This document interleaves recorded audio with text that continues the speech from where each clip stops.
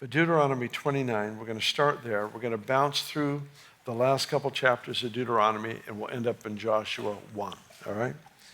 So Deuteronomy 29, verse 29. The secret things belong to the Lord our God, but those things which are revealed belong to us and our children forever, that we may do all the words of this law. I want to read that again. I feel such weight on this verse right now, to be honest. It almost feels like we could spend the evening there. I don't know that we will. Let's just see how this goes. The secret things belong to the Lord our God, but those things which are revealed belong to us and our children forever, that we may do all the words of this law. This is an extremely profound statement, and I'm so thankful it's actually in the Old Testament and not just a New Testament revelation.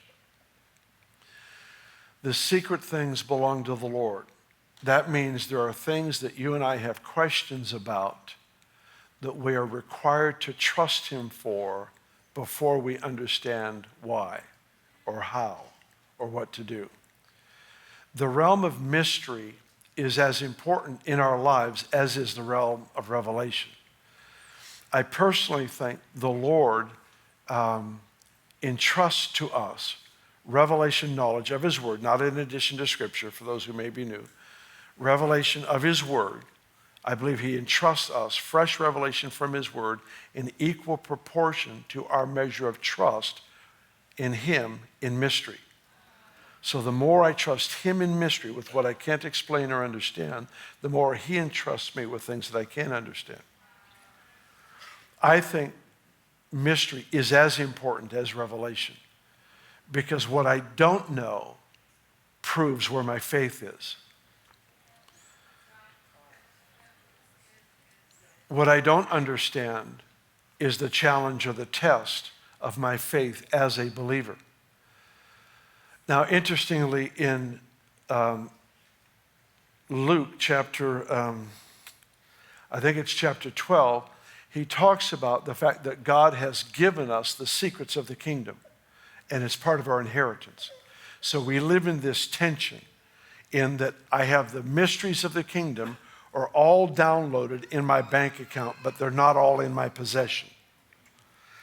And trust is what I do with what I don't have yet in my possession, if that makes sense. This passage, the secret things belong to the Lord, is a passage you can turn to when something happens that disappointed you or caused you great concern or great burden or great loss. We turn to this passage and we can find refuge in this passage because the secret things belong to the Lord. I don't have legal access to them unless He gives them to me. I don't have a right to them unless He gives them to me. The whole point I'm trying to make is cultivating a heart of trust.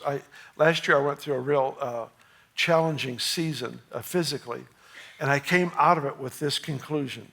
Bold faith stands on the shoulders of quiet trust.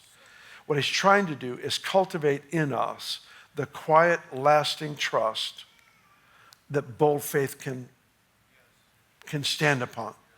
It's the no matter what happens, I trust Him. I'll ask later for understanding, but no matter what happens, I just trust Him. No matter what goes on, I just trust Him. My trust in Him is absolutely rock solid. I will not deter from that. Many people trust God until there's a problem, and then they turn and accuse God. I thought you said, and they come against the Lord in ways of accusation that are to me, they're very frightening. Thankfully, God's a very patient Father, but I just don't think it's smart to accuse Him. But I think it's good to be honest in your prayers and say, hey, I'm disappointed in this, and bring that before the Lord. But here's the point. The secret things belong to the Lord. But here's the more convicting point to me. But the things that are revealed belong to us and to our children forever.